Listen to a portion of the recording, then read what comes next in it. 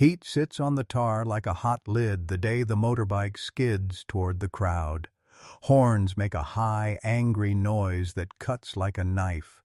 A small boy with a white cane, blind to the colors of Oshodi, but sharp in the way he reads sound, takes the wrong step. A hawker named Emeka Okonkwo sees him and moves before his brain can catch up. Emeka lifts a dented aluminum tray, battered, rim bent, a thing that means home and work, and holds it up like a shield. The tray rings when it takes the first slap of rubber and metal. Dust sprays into faces.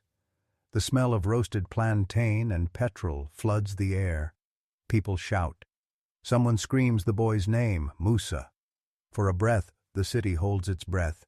Emeka chooses the shield over escape.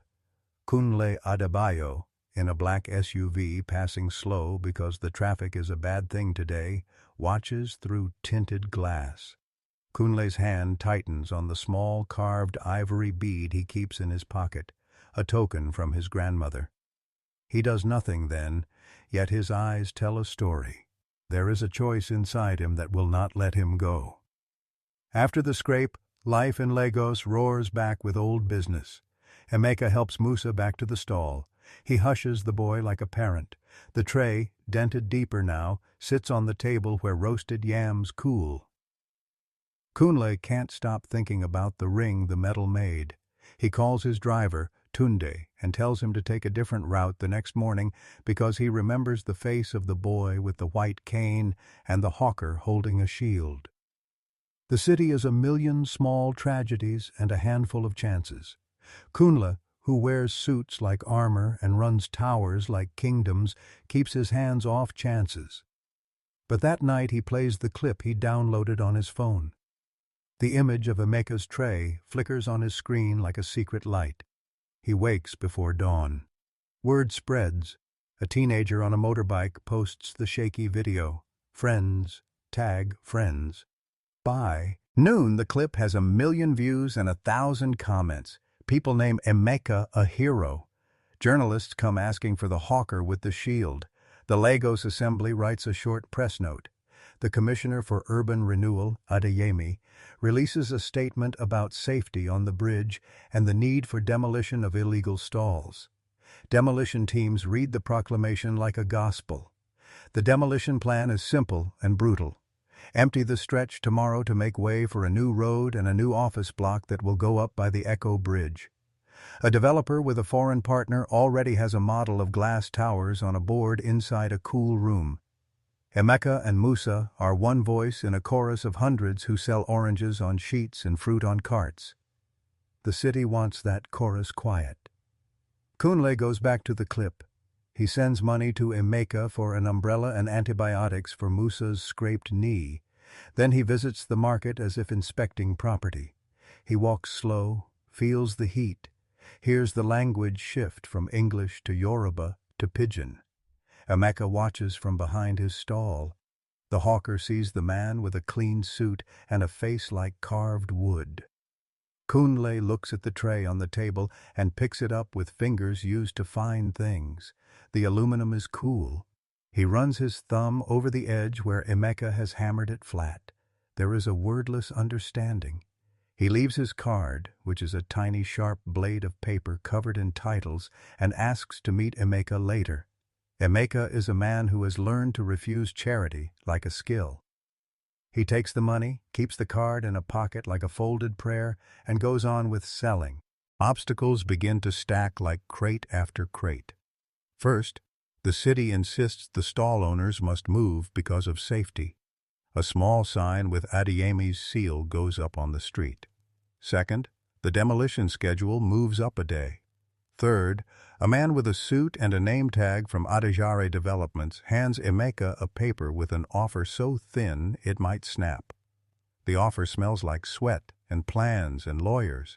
Emeka crumples it and tucks it into his shirt. He cannot read the numbers, but he knows what they mean. Leave now, sell later, forget the debt to a dead wife. Fourth, a cameraman from a national channel interviews Musa. The boy finds his words with a shy voice. The camera lights cut harsh lines into faces as if asking them to choose. Fifth, a man in plain clothes who says he works for the governor watches Emeka and takes a photo. The plain-clothed man is patient as a spider. He is a map maker for evictions. He likes maps of people who do not belong, and he makes notes about stoves and cans and dented trays. Kunle has powers like a sharp knife. He could call the commissioner and stop the demolition.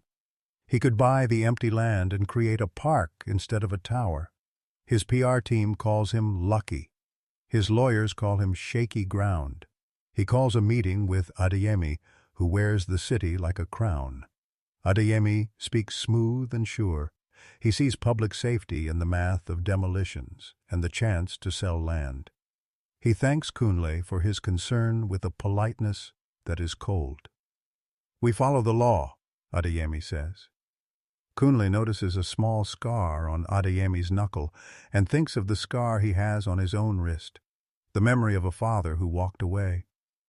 Kunle leaves the meeting with nothing but a thin press release and a private sense that he has failed to say what he feels. In the car, the ivory bead is hot in his pocket. Then a twist shifts the picture, the way a sudden rain shifts the smell of earth.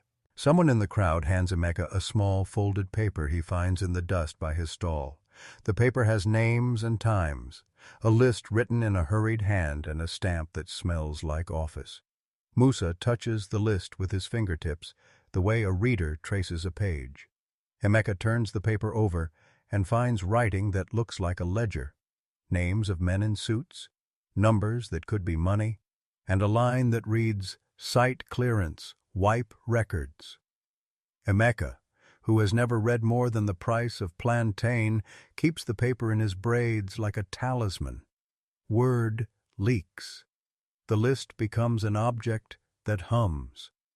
Suddenly, Emeka's shield is not only a tray, it is something that covered a small piece of paper carrying a great lie. Someone filmed Emeka holding the tray, and the paper falls out at his feet in the video, just for one frame. Kunle replays that frame until his eyes hurt. The meaning of the shield flips. Where people saw small kindness, now they see a clue. Where Emeka sees a worn tray, the city sees evidence. Adeyemi smiles like a crocodile. His lawyers declare the list a fake. Adihare Developments says their files are secure. A new man on television says that Emeka has been paid to sabotage the project. The city turns loud and loud. Emeka feels the weight of a story he did not write. He is a man who sells plantain and who knows the prices of things. He knows how to read a sound and when a footfall is right or wrong. Now he knows too many names. Kunle feels the number of stakes. He sits in his office above the city and looks through glass at a life of pigeons and light and the river that forks like a dark tongue. He calls a lawyer and asks for advice on releasing certain internal audit notes that he keeps locked in a drawer. The notes show payments that may go back to the government. His legal team says no. His PR team says no. His bank people say no. But the note of the hawker's tray rings in his head like a bell. He sees the list with wipe records and the way Adeyemi's eyes tighten when asked about the demolition. The choice sharpens like a knife, protect empire or expose truth. The city keeps moving. Emeka and Musa keep selling as if the world has not learned that it can crush them. The obstacles grow harder. First, the demolition team comes like ants, and police in riot gear step behind them. They push small people back with shields that are smooth and heavy. Emeka stands in the line and holds his tray. A bulldozer moans like a beast. Second, someone breaks Emeka's stall in the night. Oranges spill like suns across the cement. Emeka wakes to find his life spread out and cold. Third, an unmarked car takes Tunde, Kunle's driver, off the road for a question too many. He returns shaken and refuses to meet a man who asks about videos Kunle never sent. Fourth, a journalist who digs deeper gets a warning note on her phone. Stop or you lose your job. Fifth, A friend of Emeka's named Amina is beaten by plainclothes men who tell her to tell Emeka to stop talking. She never speaks again. Each blow presses the city into the shape the powerful want. At the center of the storm is Musa. He is blind but not small. He knows the rhythm of the city and can tell by the pattern of someone's walk whether they are scared or lying. He learns his friends' faces by sound. He sleeps under a blanket with a smell of plantain and dust. When Emeka goes to the big houses to petition the governor, Musa waits for him and talks to the tray as if it were a radio. "We will have light," he says. The boy's voice is small but steady. On the day the demolition is set to happen, Musa is sick with fever. Emeka carries him in a blanket like a bundle of flame, because where the world tries to erase you, people make shelters. Midpoint arrives like a sudden storm. A video surfaces that flips everything open. A recording from a small recorder smuggled out of an office plays during a late-night online show. The voice is Adeyemi's and another man's, raw and cold. They speak of clearing sites and removing witnesses, and of a list that must be burned. The voice mentions a deposit at a bank overseas, names of shell companies, and a soft laugh at the idea of people who will not know what happened until it is done. The city stops breathing. Kunle hears Adeyemi's voice in the clip, and because Kunle has money, and because he keeps files that smell of ink, he knows some of the names on the ledger are real payments from companies tied to funds he touches every day. The world is not a single act of kindness anymore. It is a stage for truth, and Emeka's shield has become a symbol. Emeka feels the world sharpen. People gather around the stall with placards and voices. "We are not trash," they say. Musa, fever still hot, is carried to a small clinic where a nurse named Amina, who knows the faces of the poor streets, takes his hand and reads his pulse like a song. Kunle watches a crowd gather on the internet and in the streets. He can buy space on one of the city's loudest channels for a full hour. His board advises against it. His partner in an overseas firm warns of market panic. He thinks about the ivory bead his grandmother gave him and the tray warming in Emeka's stall. Then, in a risk that could cost him everything, he chooses to buy that hour and to invite the recorder, the journalist, and the hawker to speak. But the crisis comes near the end of the day like a storm that arrives after the sun has set.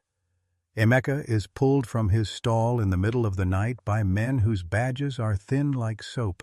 They tell him he is under investigation for corrupting the public. They cuff his wrists. Musa screams when they drag Emeka by his arms and runs into the street, a thin sound of fear. The demolition teams come early and throw a net of noise over the stalls.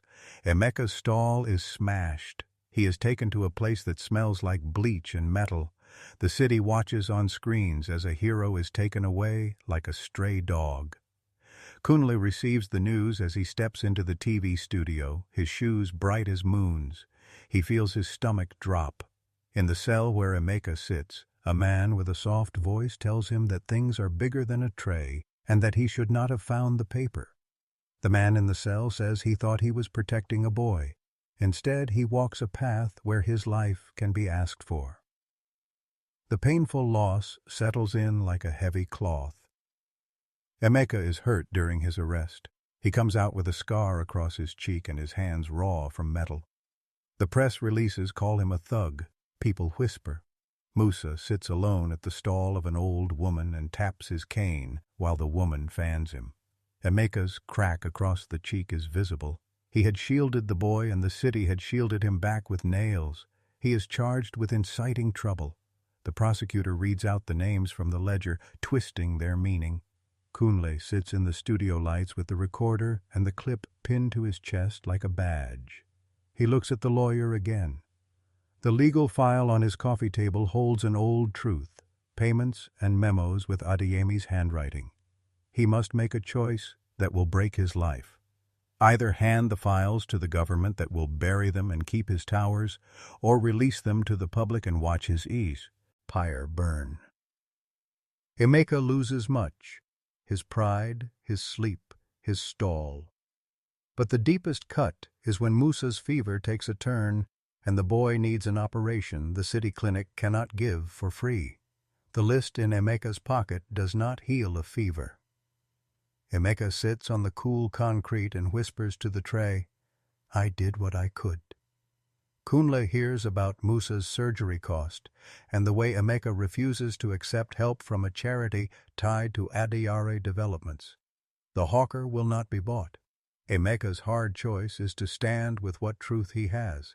Kunle's hard choice is to stand with the truth and risk everything he built. At home, the ivory bead feels like a weight. He opens the drawer and lifts the files. The decision slices like a sudden wind. He knows that when a powerful man chooses to give up wealth, streets might get air. Kunle steps onto the stage in a giggling world of cameras and light and announces the truth with a voice that shakes like small leaves. He plays all the tapes he has, audits, memos, payments, names. The city hears what it is not supposed to hear, and the sky over Lagos seems to crack open. People stream to the streets because the sound of truth is music. 10,000 voices gather like a tide. The spectacle is enormous. Drummers and protesters and drone cameras and people holding up dented trays as if they were shields. Emeka sits outside the courthouse in a shirt someone gave him and watches on a small screen as the city watches itself. When Kunle names Adeyemi on live TV, the commissioner paled. He looks like a king who learns the crown is plastic. Adeyemi orders arrests and says they have evidence. His voice is small now. The boards that once bowed to Kunle watch him with hunger. Some think he is mad. Some cheer. An unexpected witness appears, Tunde, Kunle's driver, who had been quiet since he returned from the interrogation. He steps up in front of the cameras and says he recorded a meeting in a parking lot where a man handed him an envelope and said, "If the hawkers don't move, the list will be cleaned." 1,000 eyes pin on Tunde like a star. His hands shake. He says, "I was scared. I kept the file because it was the only thing that felt like truth." Tunde hands over a memory stick. The stick contains video of Adeyare representatives, and a man washing hands in a way that looks like the cleaning of records. The live feed eats this up. People in knitted caps and business suits sit with their mouths open. Adeyemi's allies begin to turn their phones off. The first climax is legal and bright. In the court, where air tastes of old paper and cheap coffee, Kunle presents evidence and sacrifices his privacy. He opens his own accounts to auditors and the cameras that show ledger columns and signatures that belong to people who now sweat and who will not meet eyes. He posts contracts and bank transfers and the names of companies that paid for demolitions. The crowd outside sings. The second climax is public and huge. The mayor, facing the waving trays and the shouts, reads the names aloud and suspends the commissioner for corruption. The press runs the story for days. The city is shocked. The developers who expected a quiet pile of clean land find their plans delayed by investigations. Somewhere between the first and the second climax, Emeka is released on bail, his face thinner and his hands slower. But the tray stays with him like a memory of a fight. The city sees the shield as a tool, not a tool of violence but of defense.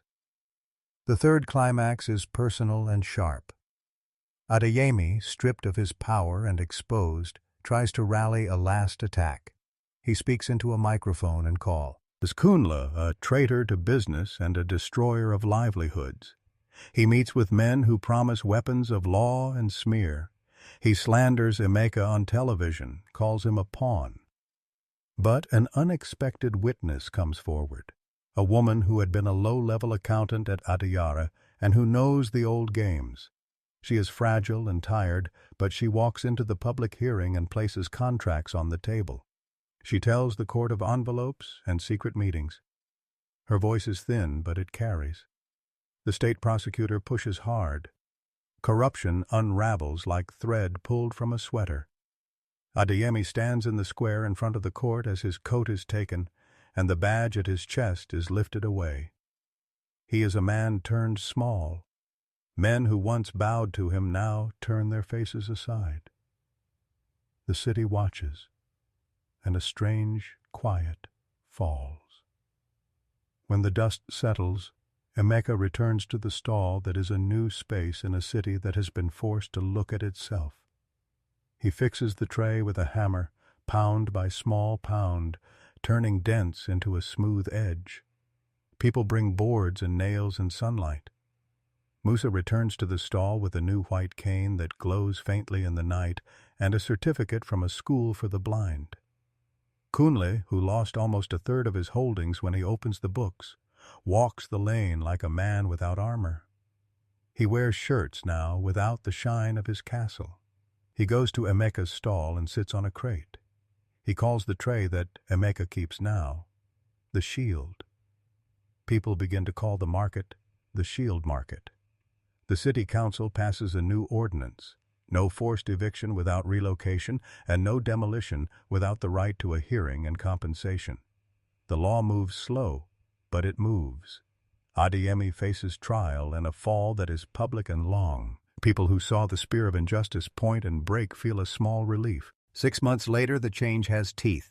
The city passes a program called Streets with Shelter, which maps where hawkers can work safely and where markets can be fixed. A small building near the Echo Bridge opens as a community center with a plaque that reads, "Simply for the Shielded." Musa attends a class for children with visual impairment and learns to read Braille. He presses his fingers over words like a boy who reads the shape of a river. Emeka receives a small grant from a fund Kunle sets up for livelihood and crafts. The fund buys raw trays and cloth and teaches hawkers to register. The market now has a legal number and an officer who breathes air that smells like fairness. People who used to fear the bulldozer now sit under umbrellas and read newspapers. Kunle still walks in the market. He lets a young hawker hang the dented tray he once lifted. The tray becomes a pendant that he wears around his neck like a confession. He sometimes watches the river and thinks of the choice he made in a small, busy city lane. It cost him money and friends and a seat on a high table. But the sky looks different when you know you did one thing right. The final payoff is small and bright. Emeka uses his little grant to buy a new stand and a small radio. He sells more than plantain now. He sells stories and cakes and a careful laugh. Musa leads a small group of blind children down the lane once a week. They practice stepping over cracks in the pavement while an elderly woman rings a bell. Kunle sits on a crate and listens. He sometimes brings a plastic chair to the market and buys a small plate of food. The tray that was once a shield now hangs in the window of Emeka's stall. People come from other markets to press their fingers on it like an offering. The city learns a new habit.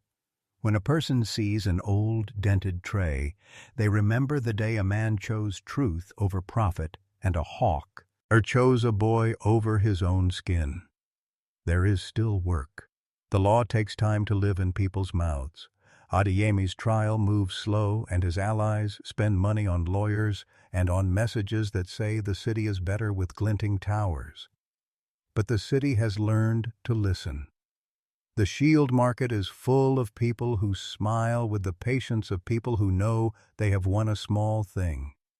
Children play with small carved beads that look like the one Kunle keeps.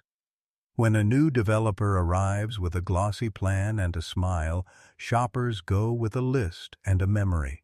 They speak truth gently and loudly. Musa finishes a Braille book and presses his face to it like someone who has found faith. Emeka sits at his stall and watches a boy he once protected lead a group of laughing children along the lane where the sky is wide and hammered-out dents are badges. Moral: power used to protect the weak becomes a force stronger than any building. Will you stand with the shield market, yes or no? If this moved you, please comment, subscribe, and share kindly so more small voices and brave choices can be seen and supported. Rain still beads on the market's zinc roofs when the interval ends, and the screen gives way to a street that looks almost the same but feels new, as if Lagos has learned to walk with a firmer backbone. From the edge of the crowd, a woman steps into the glow of a single street lamp, her coat catching the light like a small river of coins, and she speaks your name before you know hers. Zainab Idris, the billionaire who never sits in a chair but watches the city through quieter doors, the hidden patron behind Guardian Trust, the fund that quietly fed the shield market when the loud voices talked about bulldozers. She has arrived with a calm that feels like rain after heat, and she does not pretend to be one of the hawkers, but a steward of the same street they guard, and she tells the world in a voice that is as soft as a shop front clock ticking, "I am the one who kept your ledger safe, and I am here to tell you that power can be used to protect people, not just to build towers." Kunle's eyes narrow at the name on her badge of wealth, a badge that is not worn to show off, but to remind the city of the gap between Danfo horned mornings and glass tower evenings. And Emeka, who has learned not to blink when the lights swing from courtroom white to market orange, feels the air shift in his lungs as if someone has opened a window he did not know existed, and Musa's hand tightens on his cane as if the stick itself has become an antenna for truth, because the interval beat has revealed that the story was never only about a boy with a white cane and a dented tray, but about who writes the map of the city and who reads it aloud to crowds. And Zainab's arrival promises a new balance where the wealth gap is not a wall, but a door that can be opened with a key that is given to the hands of those who have suffered most. Emeka listens as she speaks in measured phrases. How the Guardian Trust will fund relocation plots, how the community center near the Echo Bridge will become a permanent home for hawkers who deserve safety, how Musa's surgery will be covered not as a charity token, but as a right earned by the market's legitimacy. And the room where he stands seems to grow larger as the voices of the crowd swell with cautious hope. The air smells of rain-washed concrete, of old plantain stalls and new permits, of the hum of a generator that keeps the center's lights bright, while the city's nerves settle from the tremor of a revelation that feels almost sacramental, as if a courtroom aside has become a community oath. The interval twist has given Kunle a new kind of fear and a new kind of light. He is not the only ruler of this map anymore. There are two hands now on the same line, and the other hand belongs to a woman who may know every back alley in the funding world, but who has chosen to stand in the sun to show Lagos what accountability looks like when money is not a secret weapon but a shared instrument. The moment after the interval, the mission becomes twofold: protect the newly recognized channels of relief and demand a clean break from the old deal that fed corruption with quiet smiles. The first test comes at the community center, where a reception line of hawkers, clerks, nurses, and school children streams through the door to see the new banner. Streets with Shelter, Phase 1, a program that maps safe stalls, transparent licenses, and a weekly cap on demolition talk. A map on the wall marks where to stand, where to store goods, where to seek help if a seller's knee or back gives way under the strain of a market's weight and a city's gaze. Emeka, whose face still bears the pale trace of the blows and the long nights in a cell, finds himself swept into a cluster of eyes that know hunger and hope in the same breath.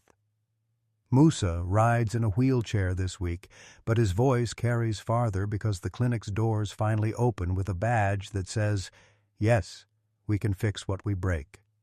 The nurse Amina, who had been told to quiet the boy's cry, now coaxes him to tell his own name in Braille, while the other children echo his rhythm with little feet that drum against the floor like rain on dried earth. Kunle speaks in a tone that tries to be simple, but lands like a stone dropped in clear water.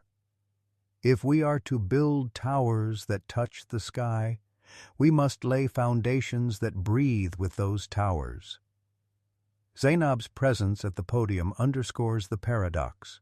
A billionaire who chooses to stand with the poor is a different league of power, and the crowd senses the cost of such a decision as if the air itself were thinning to reveal a new kind of justice. Midway through this post-interval arc, a new turning point arrives with the speed of a whispered confession. The ledger, once dismissed as a cheap prop in a political storm, is now shown to be real, not forged by Emeka's frightened hand, but secured by Guardian Trust's audited arm, and the names it bears are not just ghosts, but living people who can be held to account. The memory stick that Tunde handed over, the one that contained the video of Adeyemi and the men who planned site clearance and wipe records, becomes a public document in a city that has learned to listen to a sound more dangerous than a crowd's cheer. The sound of a truth that can ruin careers and rewire futures. Adeyemi, who has tried to thread a comeback with gloved hands and soft talk, finds his allies turning their faces away as if the lamps have suddenly burned him bare. Adejare Developments, who had smiled at the sign that said "Safety First," discovers the meaning of a sign that now reads "Risk and Resignation," for every contract that was signed in the shadow of a fake ledger begins to tremble as magistrates call witnesses to the stand, and the auditor's voice replaces the rumor with a chain of numbers that cannot be broken by a puff of corporate bravado. In this moment, Kunle's own wealth is no longer a private shield but a public instrument. He steps forward and says aloud that if Guardian Trust has funded the improvement, then Guardian Trust will be answerable for lessons learned, for the costs and the reforms, for the children who must not be priced out of the country's future by the glitter of glass towers. The crowd hears him, and the city's mood shifts again, from suspicious awe to a cautious optimism that feels like rain after a drought, soft, persistent, and capable of feeding seeds that have waited long to sprout. The first sign of a new normal arrives in the courthouse's glass-tiled hall, where Emeka's case is not dismissed but re-sewn into a larger fabric. The state acknowledges the brutal logic of forced eviction and promises a pause for relocation planning, a mechanism that obliges the city to show the steps that will keep stalls safe and people fed, not merely to scare them into silence with bulldozers and loud talk. Emeka's face, once a map of battles, softens as a judge grants bail with conditions designed to keep him near Musa and the stall where the shield market learned to breathe. The guard's badge winks in the light, as if to remind him that the city's watchfulness is now a shared vigil rather than a punishment. Musa's fever has begun to break when the camera catches his smile, a careful, unsteady thing that lights the room with the sense that a child's small courage can be a lighthouse for a crowded coast. Amina, the nurse who once feared the cameras, now speaks out about the importance of accessible health care for the poor who fund the city's life, and her words are echoed by a chorus of voices that had been taught to whisper in corners. In this moment, the interval's promise cracks into a dozen little sunbursts. A solar-powered clinic for the market, a micro-loan circle that teaches hawkers to register and to invest the first profits back into the stalls, a yearly festival that celebrates honest work with songs that travel from Echo Bridge to the density of Oshodi like a river widening toward the sea. The city's wealth gap remains visible, but its edges begin to soften, as if someone has filed down a rough edge with a patient hand. The market's new signage glows softly in the night like a lullaby made of light, and the shield market's dented tray, now a pendant Kunle wears to remind him of the day he chose truth and then chose to act on it, hangs near Emeka's stall in a place of honor, its dented curves catching the glow of a generator and the rumor of the river's slow, honest current. But the interval's true test remains. Will the newly opened doors withstand the pressure of new developers and the city's old cravings for quick profits? The answer comes not as a thunderclap, but as a sequence of smaller, louder clues. A foreign partner who once whispered about quiet settlements sends emissaries who arrive with polite smiles and tall briefs that promise compensation packages and relocation budgets. And the room where the board meets looks like a map of the city's future, and a chessboard where every piece could topple the next if misplayed. Yet the witnesses who step forward, the guardian in the center, the nurse with a braille book, the street vendor who learned to document every sale with a phone camera, and the man who was once a driver for a king of towers, hold their ground with a quiet courage that travels toward the future like a drumbeat in the market at dawn. The last scene lands with the same steady gravity as the first. Emeka stands beneath the banner of the shield market with Musa's new cane glowing in the plastic-covered light, Kunle's shawl of debt and duty now folded, and Zainab Idris turning the streetlight into a shelter rather than a spotlight, declaring to the crowd that the city's power lies not in who holds the cards, but in who chooses to lay them down for others to play fairly. The electrodes of wealth and need are no longer tangled here but aligned toward a shared horizon, and the crowd, once ready to be crushed by rumor and demolition, now learns to read the ledger as a public document and to demand what it promises. The interval's twist has not merely shifted who profits from the land, it has shifted who can stand when the ground trembles, and the city's breath, hot, crowded, stubborn, begins to exhale in unison, along a lane where the dented tray hangs in a window like a small beacon, and where the new center's doors swing up, and to welcome any worker who brings a dream, a plan, and a patient hand. The final line lands with a soft, undeniable truth. Power used to protect the weak, like water filling a broken dam, becomes a force stronger than any building, and in this city, the donors and the doers have learned to walk together, to share the weight of the truth, and to let a child's smile, a hawker's shield, and a market's memory become the map by which Lagos moves toward justice, one patient, hopeful step at a time. The interval beat closes with a twofold question for the road ahead. Will the Guardian Trust's visible hands keep faith with the poorest stalls, or will new investors tilt the scales again? And can Emeka and Musa stay as stewards of a space where dignity, safety, and opportunity are not a rumor, but a daily reality? A truth written not only in numbers, but in the smile of a child who can walk down the lane with a white cane and know that the city is listening. And will Kunle, now a man who has learned to balance empire and empathy, continue to bear the burden of leadership with humility? Or will the pressure of old towers pry open a fault line that the city cannot bear twice? The answer will arrive on the market's next dawn, when the screens glow once more, and the shield market wakes to find that the interval has ended with a new beginning, and the journey toward justice remains unfinished, but, for the first time in a long time, openly possible.